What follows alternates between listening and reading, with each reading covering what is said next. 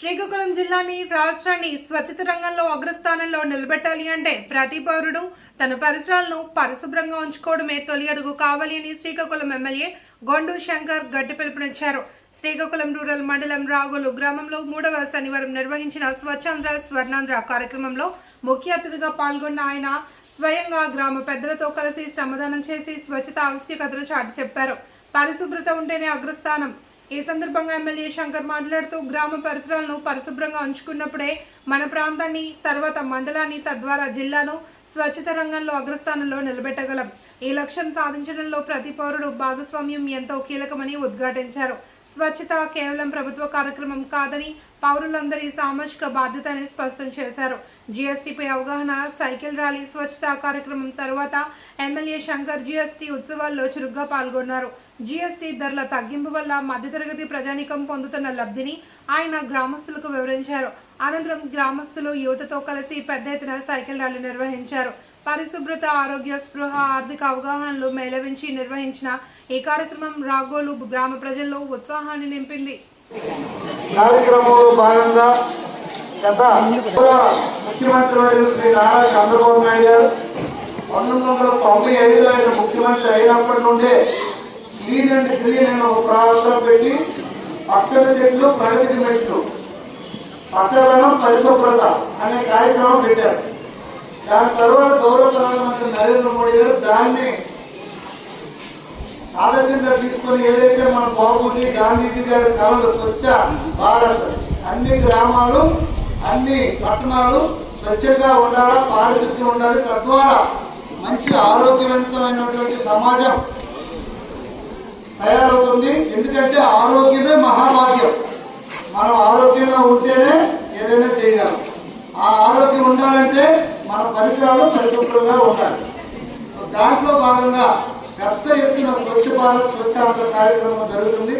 దాంట్లో గౌరవ ముఖ్యమంత్రి వర్యులు ఈ రాష్ట్రంలో ప్రతిష్టాత్మకంగా తీసుకొని ఏదైతే కేంద్ర ప్రభుత్వం ఇచ్చిన దిశానిర్దేశం మేరకు ఈ కార్యక్రమం ప్రతి 3వ శనివారం ఇది చేపట్టడం జరుగుతుంది. ఆ కార్యక్రమం ఈరోజు రాగోలు పంచాయతీలో కార్యక్రమం చేపట్టాం. అలాగే ఈ జిల్లా ప్రజా పరిషత్ ఉన్నత పాఠశాలలో ఈరోజు ఈ కార్యక్రమానికి నవరాజ్ గారు, అలాగే ఎంపీడీఓ గారు, అలాగే ఈఓపీఆర్డి, అలాగే గ్రామ సర్పంచ్, గ్రామ పెద్దలు అందరూ కూడా ఈ కార్యక్రమానికి పెద్ద ఎత్తున హాజరయ్యారు. అలాగే తెలుగుదేశం, జనసేన, బీజేపీ నాయకులు, గ్రామ పెద్దలు, అలాగే ఇక్కడ వచ్చేసిన ఈ పొలాలన్నీ తగలబెట్టడం వల్ల వచ్చే వాహనాల ద్వారా వచ్చే దీని వల్ల విపరీతంగా ఏర్పడుతుంది. అందుకే మనం ఏం చేయాలి, కొన్ని ప్రికాషన్స్ తీసుకోవాలి. ముందుగా చెట్లు నాటాలి, 2 ఎలక్ట్రికల్ వాహనాలు వాడాలి, 3 వీలైనంత ఎక్కువగా సైక్లింగ్ పడాలి. అందుకే కేంద్ర పర్యావరణ మంత్రి గారు కూడా సైకిల్ ప్రతి ఒక సండే సైక్లింగ్ అని ఒక కార్యక్రమం పెట్టారు. సో ఆ కార్యక్రమంలో భాగంగా ఈరోజు మీ అందరితో సైకిల్ ర్యాలీ పెట్టాం. ఈ కార్యక్రమం ఏదో ఈ రోజు చేసాం, ఈ రోజుతో వదిలేది కాకుండా ఇది డైలీ లైఫ్ లో పరిశుభ్రత. మనం బ్రష్ చేస్తాం, ఇలా లేదా శుభ్రమైన ఈరోజు చేసాం, బ్రష్ డైలీ చేస్తాం. ఎందుకు? 1 డే 2 డే చేయకపోతే మనకు స్మెల్ వస్తుంది. అలాగే ఈ పరిసరాలు కూడా పరిశుభ్రంగా ఉంచకపోతే మనది పర్సనల్ గా మన ఓన్ బాడీ కనుక మనకు తెలుస్తుంది. మరి పరిసరాలు బాగలేకపోతే స్మెల్ వస్తుంది, అందరికీ ప్రాబ్లం అవుతుంది. అందుకు ఈ అందరూ కూడా ఎప్పటి నుండే ఈ పరిసరాలను పరిశుభ్రంగా ఉంచడం, స్వచ్ఛత పాటించడం ఎప్పటి నుండి అలవాటు అవ్వాలి. మీరందరికీ ఎడ్యుకేట్ చేయాలి. మన వీధిలో, మన చుట్టుపక్కల వారికి, మన ఇంట్లో కష్టపాలు, మన ఇంట్లో వాళ్ళందరికీ మనం మీకు ఇక్కడ డైలీ అవుతుంటాయి కదా, క్యాంపెయిన్ చేతులు కడుక్కోవడం ఎలాగా ఇవన్నీ చెప్తున్నారా? మీకు హ్యాండ్ వాష్ ఎలా చేయడం చెప్తారా? చెప్పగలరా? హ్యాండ్ వాష్ ఎలా కడుక్కుంటాం? Okay, right.